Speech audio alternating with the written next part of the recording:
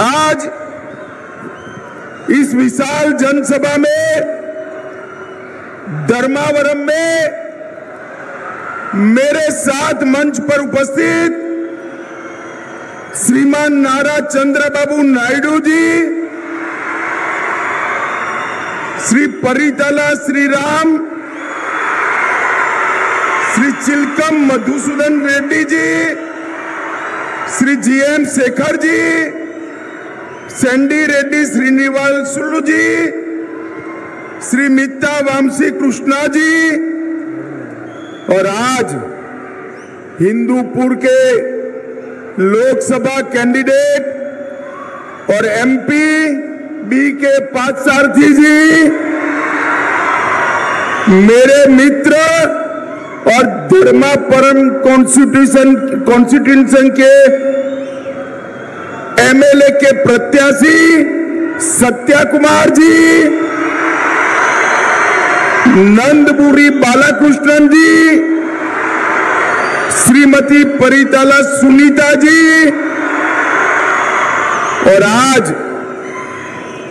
इस बड़ी सभा में आए हुए धर्मावरम के मेरे प्यारे भाइयों बहनों माताओं और मेरे जिगर के टुकड़े जैसे युवा मित्रों, आप सभी को नमस्कार। ఇవాళ ఈ కార్యక్రమానికి విచ్చేసిన వేదిక మీద ఉన్న పెద్దలందరికీ పేరు పేరున అభినందనలు తెలియజేస్తూ మీ అందరికీ కూడా ఈ కార్యక్రమానికి విచ్చేసిన సందర్భంగా నా హృదయానికి దగ్గరగా ఉంటున్న యువ మిత్రులకి ప్రత్యేకంగా నేను అభినందనలు నమస్కారాలు తెలియజేస్తున్నాను। ये मीडिया के लोग सेट कर कर बैठ जाओ, जरा पीछे दिखाई पड़े। మీడియా మిత్రులు కాస్త కిందకి కూర్చోండి, కెమెరా सेट कर कर बैठ जाइए प्लीज। మీరు కెమెరాలు సెట్ చేసి కూర్చోండి దయచేసి। अरे बैठ जाओ यार, मैं जिद्दी आदमी हूं, नहीं बोलूंगा। మీరు కెమెరా సెట్ చేసి కాస్త కింద కూర్చోండి దయచేసి। सबसे पहले मैं हिंदूपुर की पवित्र भूमि को हाथ जोड़कर प्रणाम करना चाहता हूं। అన్నిటికన్నా ముందుగా హిందూపూర్ ధర్మవరం పవిత్ర భూమికి నేను చేతులెత్తి నమస్కరిస్తున్నాను। मैं लेपाक्षी का ये स्थान है जहां प्रभु श्री राम जटायु से मिले थे। मैं लेपाक्षी मंदिर को भी प्रणाम कर कर मेरी बात की शुरुआत करना चाहता हूं। లేపాక్షి పుణ్యక్షేత్రంలోనే ప్రభు శ్రీరాములు జటాయులు కలిశారు కాబట్టి ఆ పుణ్యభూమికి కూడా నేను చేతులెత్తి నమస్కరిస్తున్నాను। मैं सत्य साई बाबा जिन्होंने शांति, तपस्या, ध्यान और सत्य की शिक्षा दुनिया भर को दी, महान सत्य साई बाबा को भी प्रणाम कर कर मेरी बात की शुरुआत करना चाहता हूं। శాంతిని, ధ్యానాన్ని, సత్యాన్ని ప్రపంచవ్యాప్తం చేసి ప్రపంచవ్యాప్తంగా పేరు తెచ్చుకున్న సత్య సాయిబాబు గారికి కూడా నేను ఈ సందర్భంగా నమస్కరిస్తున్నాను। भाइयों और बहनों, आंध्र प्रदेश में इस बार भारतीय जनता पार्टी, जनसेना और तेलुगु देशम पार्टी संयुक्त रूप से भ्रष्टाचार, अपराध, माफिया और कन्वर्जन के खिलाफ अपनी लड़ाई लड़ रहे हैं। मैं ये लड़ाई को ताकत देने के लिए यहाँ आया हूँ। మిత్రులారా, ఈ రాష్ట్రంలో అవినీతికి, అస్తవ్యస్తకి, అరాచకానికి, కన్వర్షన్లకి అంటే మత మార్పిడిలకి పాల్పడుతున్న ప్రభుత్వానికి వ్యతిరేకంగా పోరాటానికి తెలుగుదేశం, జనసేన, బీజేపీ ఏకమై పోరాడుతున్నాయి। ఆ పోరాటానికి మద్దతు తెలపడానికి మీ ముందుకు నేను వచ్చాను। भाइयों और बहनों, देश भर में चुनाव चल रहा है, लोकसभा का चुनाव चल रहा है। आंध्र प्रदेश में लोकसभा और विधानसभा दोनों का चुनाव चल रहा है। మిత్రులారా, దేశమంతా లోక్సభకి ఎన్నికలు జరుగుతున్నాయి, కానీ ఆంధ్రప్రదేశ్ లో లోక్సభతో పాటు అసెంబ్లీకి కూడా ఎన్నికలు జరుగుతున్నాయి। पूरा अनुवाद करो यार, देश में लोकसभा का चल रहा है, बोलो तुम, बोलो बोलो। बताए सर, దేశవ్యాప్తంగా లోక్సభ ఎన్నికలు జరుగుతున్నాయి, ఆంధ్రప్రదేశ్ లో లోక్సభతో పాటు అసెంబ్లీ కూడా జరుగుతున్నాయి। पूरा दिया क्या सर? लोकसभा के 2 फेज का चुनाव समाप्त हो चुका है। లోక్సభ 2 ఫేజుల ఎన్నికలు పూర్తయ్యాయి. 2 फेज में मोदी जी सेंचुरी लगाकर बहुत आगे निकल चुके हैं. ఇప్పటిదాకా జరిగిన 2 విడతల ఎన్నికల్లో నరేంద్ర మోడీ గారు సెంచరీ ఇప్పటికే కొట్టేసి చాలా ముందుగా వెళ్ళున్నారు. और तीसरे फेज में 400 पार की ओर आगे बढ़ने वाले हैं. ఇక 3వ విడత ఎన్నికల్లో 400 సంఖ్యను దాటి ముందుకు వెళ్లే పరిస్థితుల్లో ఉన్నారు. मुझे यहाँ आते वक्त दिल्ली के पत्रकारों ने पूछा, आप आंध्र प्रदेश में टीडीपी और जनसेना से अलायंस किया है, आपके अलायंस का मकसद क्या है, उद्देश्य क्या है? నన్ను ఢిల్లీలో పత్రికారులు అడిగారు, పత్రికా మిత్రులు, మీరు ఆంధ్రప్రదేశ్లో టీడీపీతో జనసేనతో ఇదిపై పొత్తు పెట్టుకున్నారు, ఆ పొత్తు వెనుక ప్రధాన కారణం ఏంటని వారు అడిగారు.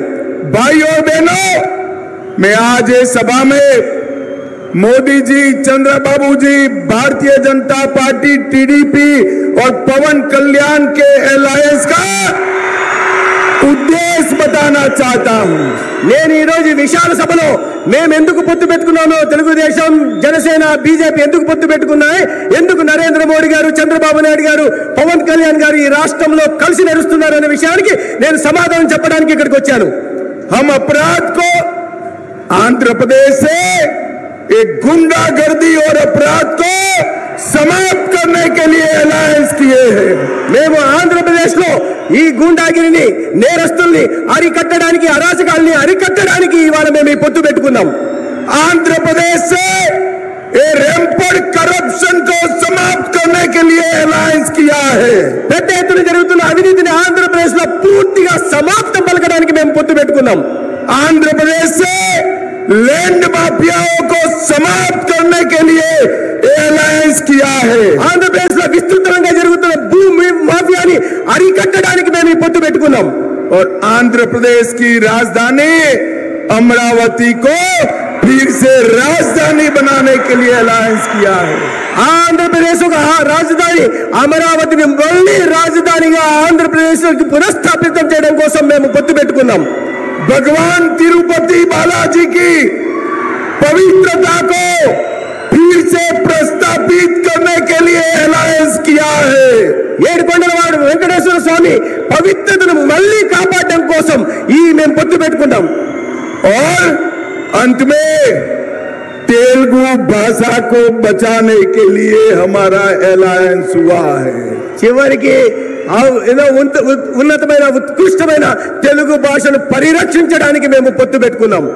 भाई और बहनों, ये जगन जी की जो सरकार है वो तेलुगु भाषा को समाप्त कर प्राइमरी एजुकेशन में अंग्रेजी लाना चाहती है.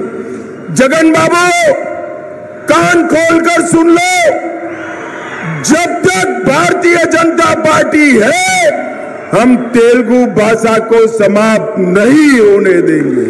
ఈ రాష్ట్రంలో ముఖ్యమంత్రిగా ఉన్న జగన్మోహన్ రెడ్డి గారు తెలుగు భాషను సమాప్తం చేసి ప్రాథమిక పాఠశాలలో ఇంగ్లీష్ మాధ్యమాన్ని ప్రవేశపెట్టాలని చూస్తున్నారు. జగన్మోహన్ రెడ్డి ఈ సభ నుంచి నేను చెప్తున్నాను, చెవులు రిక్కించి విను. భారతీయ జనతా పార్టీ ఉన్నంత వరకు తెలుగు భాషను సమాప్తం చేయగలిగిన దమ్ము ఎవరికి లేదు. भाई और बहनों, पोलावरम पूरे आंध्र प्रदेश की लाइफलाइन है. మిత్రులారా, పోలవరం ప్రాజెక్టు పూర్తి ఆంధ్రప్రదేశ్ కు ఒక జీవనాడి లాంటిది.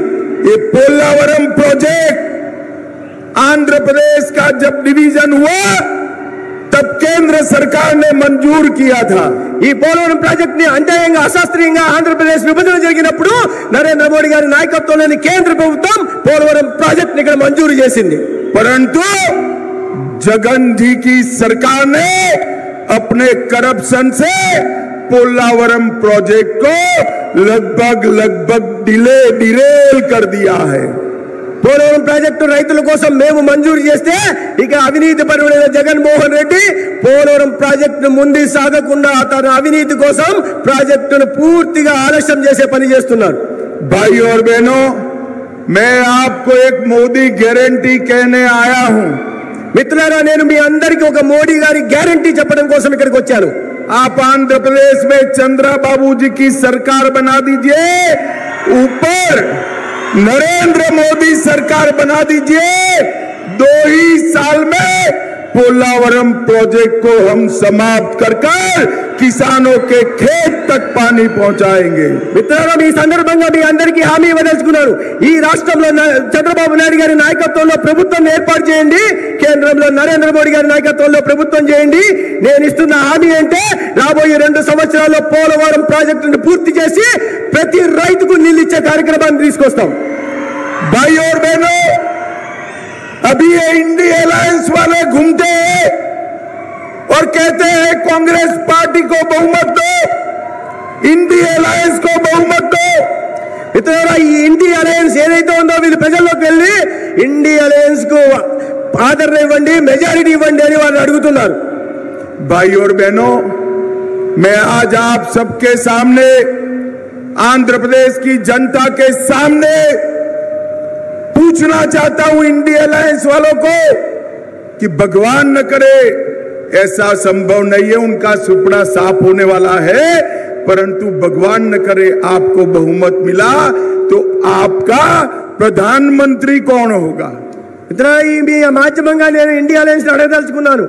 మీరు ఇండియా అలయన్స్ ఎందుకైతే మీరు ఎప్పటికే ఖాళీ అయిపోయినారు, కానీ మీ ఇండియా అలయన్స్ వస్తే మీలో ప్రధానమంత్రి ఎవరనే విషయాన్ని ముందు సమాధానం చెప్పాల్సిన అవసరం ఉంది.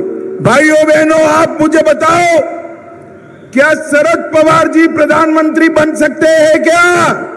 ఏం మిత్రులారా మీరు చెప్పండి, శరద్ పవార్ ప్రధానమంత్రి అయ్యే అవకాశం ఉందా? जोर से बोलो, शरद पवार जी प्रधानमंत्री बन सकते हैं क्या? గట్టిగా చెప్ప. ममता बनर्जी बन सकती है क्या? स्टालिन बन सकते हैं क्या?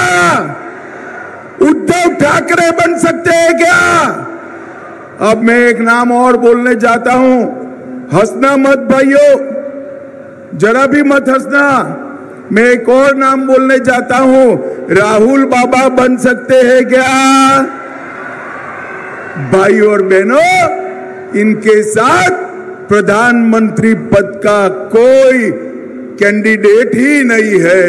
मैं आज बताकर जाता हूं, पूरे देश ने तय किया है कि तीसरी बार मोदी जी को देश का प्रधानमंत्री बनाना है।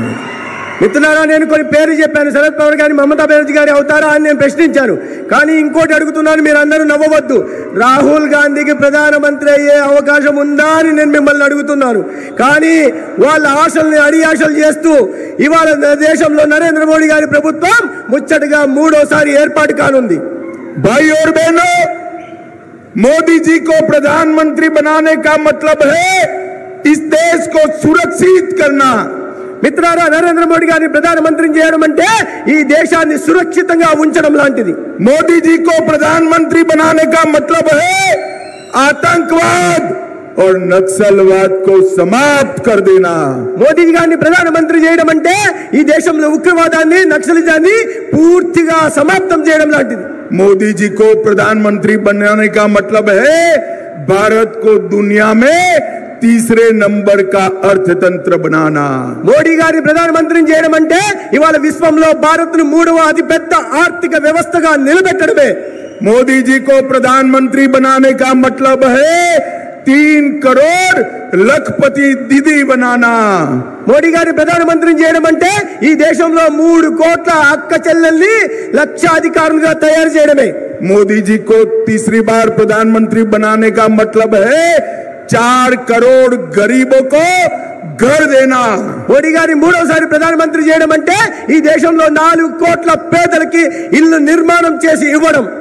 भाई और बहनों, मोदी जी को प्रधानमंत्री बनाने का मतलब है 10 करोड़ लोगों को घर में सूर्य घर योजना से मुफ्त बिजली देना। మిత్రులారా, నరేంద్ర మోడీ గారిని ప్రధానమంత్రిని చేయడం అంటే ఈ దేశంలో పేదల ఇళ్లకు 10 కోట్ల మంది ఇళ్లకి సూర్యఘర్ పథకం ద్వారా ఉచితంగా విద్యుత్తుని ఇవ్వడమే. और मोदी जी को प्रधानमंत्री बनाने का मतलब है 11 करोड़ किसानों को 5 साल में 3 लाख करोड़ रुपया इनके बैंक अकाउंट में ट्रांसफर करना। మోడీ గారిని ప్రధానమంత్రి మళ్ళీ చేయడం అంటే ఇప్పటికే రైతన్నలకు అందిస్తున్న పథకంలో పీఎం కిసాన్ పథకంలో రాబోయే 5 ఏళ్లకు 3 లక్షల కోట్ల రూపాయలు నేరుగా వాళ్ళ అకౌంట్లకు వేయడమే। भाई और बहनों, मुझे बताओ, अयोध्या में राम मंदिर बनना चाहिए था या नहीं बनना चाहिए था? మిత్రులారా మీరు చెప్పండి, రామ మందిరంలో భవ్యమైన అయోధ్యలో భవ్యమైన రామ మందిరం నిర్మాణం కావాల్సి ఉండిందా లేదా? भाइयों बहनों, 70 साल तक ये कांग्रेस पार्टी ने राम मंदिर को रोक कर रखा। మిత్రులారా 70 సంవత్సరాలు పైగా స్వాతంత్రం వచ్చిన నాటి నుండి ఈ కాంగ్రెస్ అయోధ్యలో దివ్యమైన భవ్యమైన రామ మందిర నిర్మాణం జరగకుండా ఆపింది। आपने मोदी जी को दूसरी बार प्रधानमंत्री बनाया। मोदी जी ने 5 साल में केस भी जीता, भूमि पूजन भी किया और प्राण प्रतिष्ठा कर जय श्री राम कर दिया। మీరు రెండోసారి నరేంద్ర మోడీ గారిని గెలిపిస్తూనే నరేంద్ర మోడీ గారు కేసు కూడా గెలిచారు, విగ్రహ ప్రతిష్ఠ కూడా చేశారు, శ్రీరామ మందిర నిర్మాణంలో ప్రాణ ప్రతిష్ఠ కూడా చేసి ఈ దేశం ముందు జై శ్రీరామ్ అనే నినాదాన్ని నిలిపారు।